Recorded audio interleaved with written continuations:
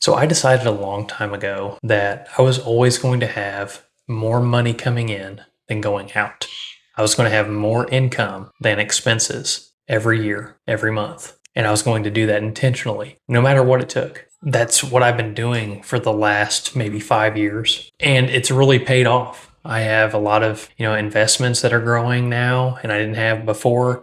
And it was because of that gradual depositing, having extra money coming in, investing. And I'm nobody special. I'm somebody that has just a normal income. I have 4 kids, and my wife and I, we're all living on one income, just regular, a huge salary or anything like that. And we're making that happen. There's this mentality that I've seen where it's like it's just impossible to do that. That you have to decide between, paying your rent or buying groceries or something like that. And in a place like America, that just should not happen. If you're somebody that's responsible for your income, you don't have a choice between those two. You need to be working hard enough to be able to make that possible where you don't have to make that decision. You have to work. And so I'm kind of getting on my soapbox here a little bit, but you have to work hard in America to be successful. Nothing is going to just be handed to you. You have to figure things out on your own and make sure that your expenses are in check and make sure you have more money coming in than going out, or at least matching.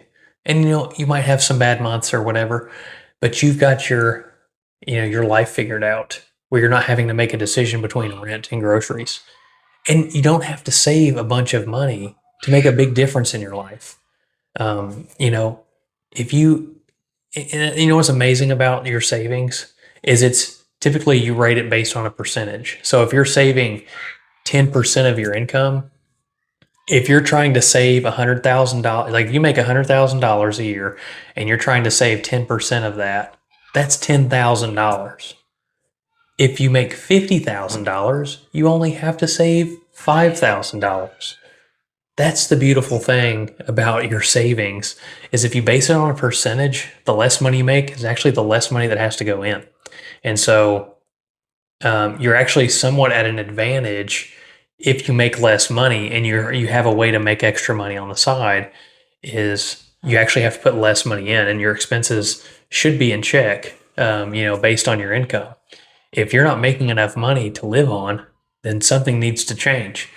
You need to be able to make more money, whether that's, working a job that pays better or getting another job to make the ends meet. You're looking at somebody here that was terminated recently and found a way to make money while being terminated and looking for another job. I'm nobody special. I ended up finding another job and it was much less than I was making before, around 30 to 40% less money, but still able to adjust my expenses and make it work out and have extra money to be able to invest and save.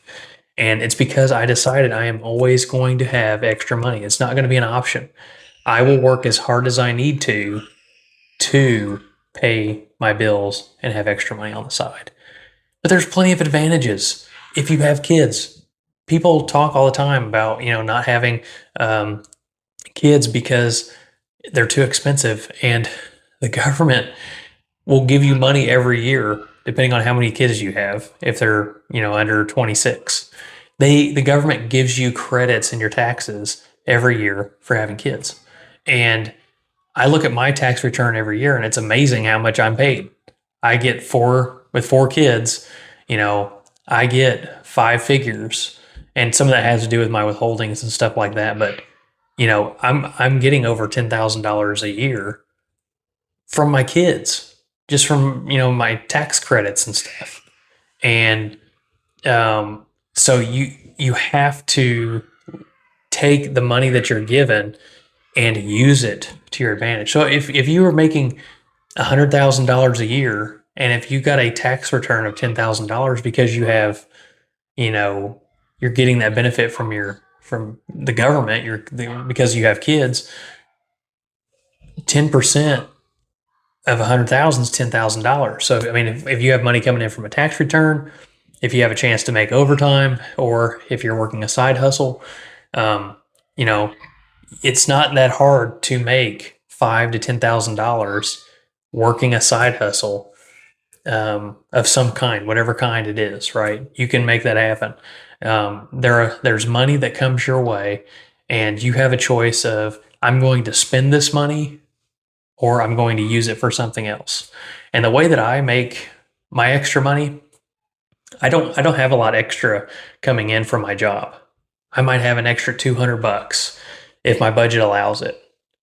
But I'm taking that extra money and I'm putting it in my gas tank to be able to Uber and Lyft. And whenever I Uber and Lyft, I make more off of that $200. So, yeah, I'm spending more money in gas and it hits my budget, but I'm able to take that extra money and expand it and grow it, where I'm making $1,000 a month instead of $200 a month if I Uber or do Amazon Flex or whatever. Do something else that generates more money, and you can put it in there and invest. And so it is possible in America, especially today. I mean, whenever I was in my 20s, we didn't have like Uber and Lyft. That was not an option. You didn't have the choice to side hustle. It wasn't very prominent. Um, there's just so much more things that you can do. There's so many different things available that you can learn how to do and make extra money.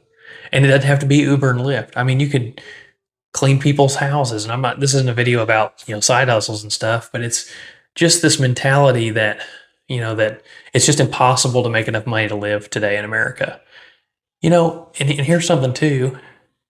You might need to move somewhere where it's possible to live. I lived in a big city and I say a big city, a decent sized city for about 7 years. And it was through COVID and the inflation. I mean, I saw my grocery bill double. Okay. You can move somewhere where you're not as affected by that, and it's not as much of a burden on inexpensive. Like you could live in a rural area. You may have to make that decision, to make it possible. And that's what we did. We ended up moving to a smaller city, and it was much more affordable. I was actually surprised how much the cost of living was versus the city we were living in before.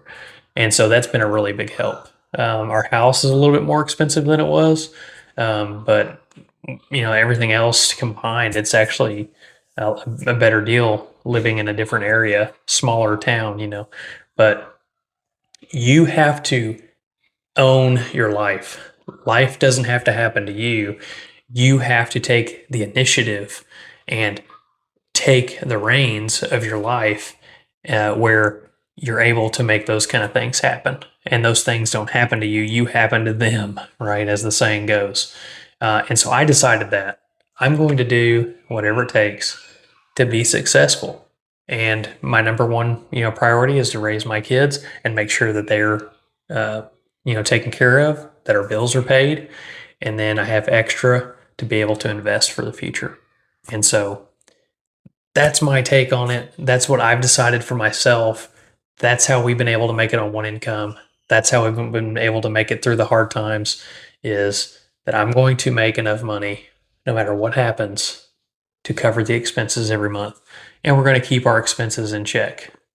And so if this was a help to you, hit the like button. And I really want to hear what you have to say about this topic and the mentality of, I can't make it happen here in America. I don't have enough. I have to choose between rent and groceries. I can't even save money. What is your take on that? Just put it in the comments below. I want to read them. And then if you want to get more, from me, about my one income family and my take on things, subscribe for more.